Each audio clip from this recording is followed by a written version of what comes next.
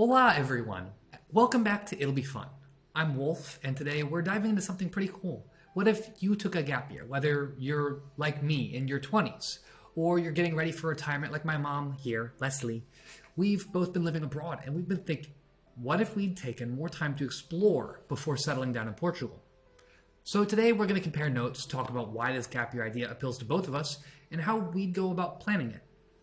Looking back, sometimes I think, what if we'd done this sooner? To really travel, see more of the world, maybe even pick a different country.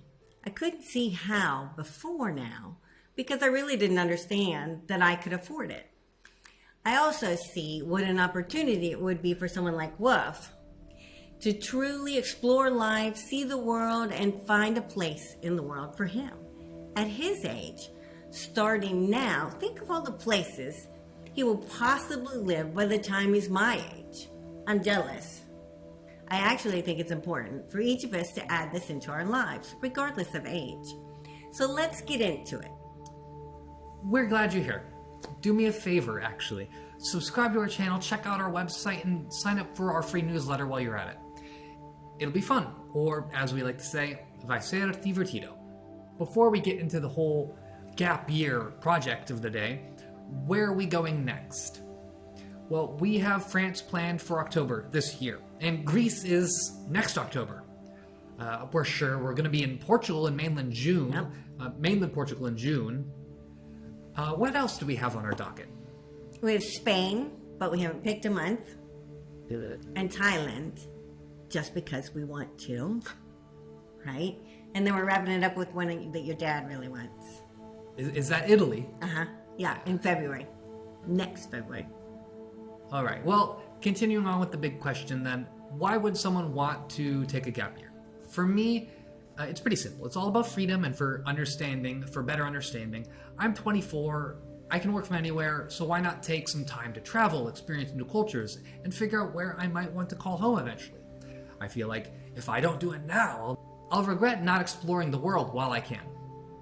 Yeah, and for me, even at 60, it's kind of the same way. I love that we've settled in Portugal, but there's still this curiosity, like what if we travel more before we chose to live here? I could see myself doing a gap year now, but with a little bit more strategy maybe than your age. I focus on places I could potentially live long term. So it's a different mindset, more practical than just adventure and experiences, but still rooted in the excitement of seeing more of the world and learning to be selfish, of course. I think the way we'd approach this gap year is pretty different. For me, I'd be hopping from country to country. Maybe I'd stay in one place for 2 months, work, and get to know the culture there, then move on. It's about experiencing it as much as possible. I don't need that long-term commitment. Of course, I would absolutely keep it low cost, so my money goes farther. But I know you're really good at that already.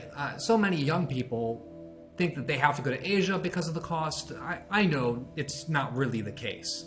It might take a little bit more planning or, just going in the off season, but you can absolutely keep the EU on your list. A combination would be nice. It would make it easier to travel due to the visa limitations, but I guess, technically speaking, somewhere like Finland's probably staying off the case. I don't need those $19 coffees. Or $28 eggs to share. Anyway, yeah, for me, it would be like finding that long-term connection. I'd spend at least a month or two in each place, really getting a feel for what life would be like day to day. It's not just about the sightseeing, though I love that part too, as you know. It's more about evaluating whether I can really actually live in a place. So my choice of places in the area of town I would stay in may not be the same. Mine would be less touristy areas. Places where I could live and build a garden. Totally, it makes sense. When you're thinking long term, you want to focus on places that fit exactly how you would live there if you lived there. Mm-hmm. But I'm not in a rush to settle down. I don't have a mortgage. I don't have to worry about things like that. So why not just take advantage of the time to enjoy everywhere I'm going to the absolute best? It allows me not to have to pre-plan everything down to each little detail. I could be a little more free in my plans, perhaps. Mm-hmm. Maybe if I meet someone on my journey and they say, oh, you would just love to go visit Latvia. I could throw that into my schedule. So long as I had internet for my trading and my investing, my work that I need to do online. Okay, so we've both been living abroad in Portugal for a while. What's been the best part of this whole experience for you so far? For me, hands down, it's the ability to travel, to hike, explore, and spend time together as a family, because you're not always going to be running around with us. We've had so many amazing experiences together, from Levada walks in Madeira, Portugal, where we live, to exploring new cities, going to the Douro Valley, going to France and Paris and Greece and My Spain favorite. and Italy and Rome. It has truly been amazing. It's just such a gift to be able to experience these places with you and your dad. Sharing the adventure as a family. It's been the most fulfilling part for me. I've loved traveling with my family, but to be perfectly honest, for me, the best part's been how much my mindset's expanded. Seeing the world firsthand outside of the United States has given me a completely different perspective on how people live everywhere, how cultures work, and I guess how different countries view Americans. It's quite interesting. Also, to be honest though, I am actually quite glad that I saw so much of the US before we came to Europe. I traveled all over the US before we ever came here, and I think I'd really regret not having experienced so much of my country if I'd come here and then seen just how wonderful the world is, Seeing Europe's been incredible, but having that foundation from home feels important to me. Yeah, I love that, and I agree. Seeing your own country with fresh eyes can be just as impactful as traveling abroad, right? Let's be real though. What might not appeal about this gap year idea? Obviously, there's more in a gap year than just money and time. One thing that could be tricky is managing visas. The Schengen zone in Europe only allows you to stay for 90 days if you're from the US, so I'd have to move to a different region or country after that. Note, since we actually live in Portugal, our situation's a little different than those of you watching, but for you it's 90 days. For the travel visa. Yes, for the travel days, visa. yes. The whole visa situation can get pretty complicated, especially if you're not planning ahead. Right, yeah, that's a big one for me too. I've actually found some services lately that are coming together that can handle your travel visa paperwork for you. And they'll help you to manage and figure out where you can go next and keep everything legal, which would definitely make things easier. But I think my biggest concern would be constantly moving. At this stage in life, packing up and relocating every few months could be a bit overwhelming. There's a part of me that craves stability. But then again, there's also that thrill of exploring something new, going to a new area. But don't worry, I think I could manage to have a fantastic time for a year or two. For sure. Moving around all the time could be quite annoying. I think a lot of people might struggle with liking location too much, though. If you fall in love with a country, you might not want to leave when your visa runs out.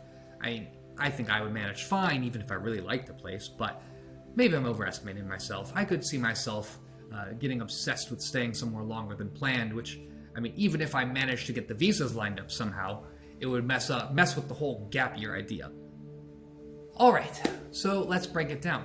How would we go about actually planning a gap year? What's the first step for you? For me, first, I decide what my goals are. For me, it's about finding places where I can see myself living long term. I'd start with countries that are known for being retiree friendly, like Greece and Italy, or maybe even Spain. I'd research the cost of living, healthcare, what life is like there day to day. Yeah, healthcare is important for everyone. Yeah.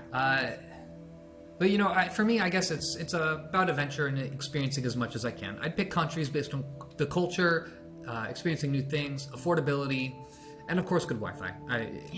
I keep saying that, but I have to have it. Right. It's a must. Right. After that, I think we need to look into the visas. Right? In Europe, as we spoke to, we both need to be mindful of that 90-day Schengen rule if we're going to do travel visas on a gap year and just go for 12 months at a time. That means I play my trip around that. Maybe a month in Italy, a month in Greece, and a month in Portugal. There's an idea. And then you would go someplace outside of the Schengen zone, like Croatia, but don't go too far, No, so that it's more cost effective flights to get travel. expensive. Right, so you're not flying across the universe.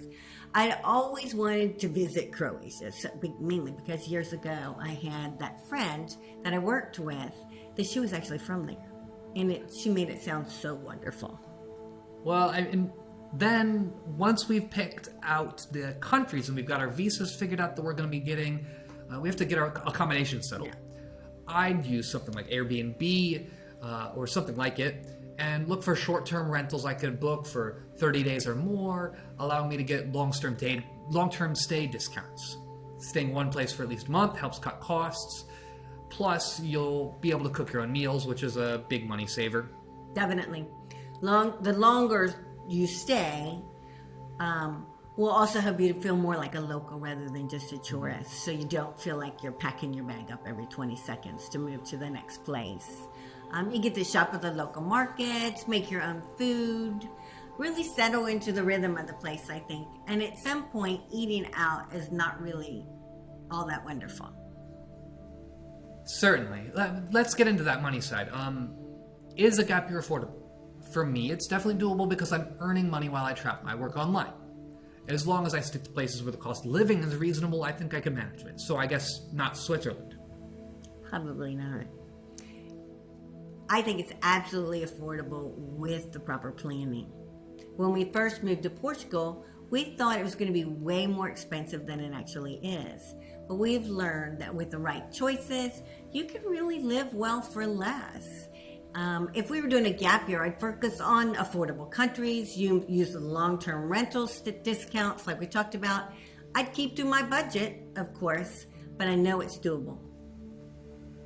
And let's not forget budget airlines. I mentioned airlines briefly, but traveling between countries doesn't have to cost you a fortune. You might think so because you're from the United States, but if you're flexible with dates and you're sticking to close countries, you can get some incredible deals. Mm-hmm. Or, I mean, if you're planning to move to the country immediately next door, you could just take the train and save even more. Simply plan your travel to be fairly close. Don't jettison from Europe to South America and then back again. If you're going to South America, actually spend some time in South America. Right, going through the countries in South America and plan all your travel visas there and spend a large portion of your gap year in that area of the world, which makes it your gap year fantastic, right? You know. And now, since we live in Portugal already and are working towards citizenship, we need to be out of here. We need to be here 6 months out of the year.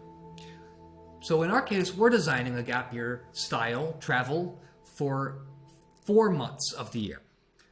We've already decided that we'll do it with Greece and Italy for sure, but we still need to pick out 2 more countries for those other 2 months. Right. It could be Croatia. It's beautiful, it's affordable, and it gives us some visa flexibility since it's outside the Schengen zone. I like that idea. Croatia's on my radar, and it's been there for a while. But how about Spain? It's close to Portugal. Is another great option for retirees. Plus, it's such a diverse country with beaches and mountains and incredible food. The choices are truly endless. Yeah, I mean, the choices are endless. Spain sounds awesome. I've always wanted to go see Barcelona, and a month in maybe like the countryside out in Andalusia is appealing, but Be good. since I like having some cold, there could be some more things to think about. Just maybe. So that's it.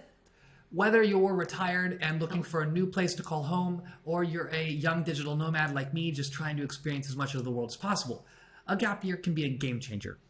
Absolutely. It's a chance to explore, connect with new cultures, and maybe even find the perfect place to settle down.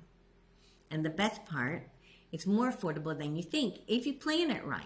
A couple $1,000 a month can allow you the opportunity to travel all over the world. Let us know in the comments what countries you would add to your gap year travel list. And if you've already had a gap year before, we'd love to hear about your experience. Thanks for watching. It'll be fun. Don't forget to like, subscribe, and hit that notification bell so you don't miss any of our upcoming adventures. For us, we should have done this sooner, but we were slow at realizing we didn't need to have millions in the bank to build our dream. And now that's exactly what we want to help you do. If you've ever dreamed of living abroad, of finding your own version of a wealthy, adventurous life, we can guide you. We've put together something we wish we had when we started, the It'll Be Fun Ultimate Moving Abroad program. It'll Be Fun has pulled together a relocation team of experts to help you through your process. No guessing needed, just come visit our website. Again, this channel is made possible through your support of our programs, Patreon, and affiliate partnerships. If you like our content, check out the links in the video description on our website, or come join us on the It'll Be Fun Patreon page. And to all of our amazing Patreon supporters, a heartfelt thank you. Your contributions allow us to continue sharing our journey and tips with the world. We should have done this sooner. Please like, subscribe, and hit the bell to help us grow. Até a próxima. Até a próxima.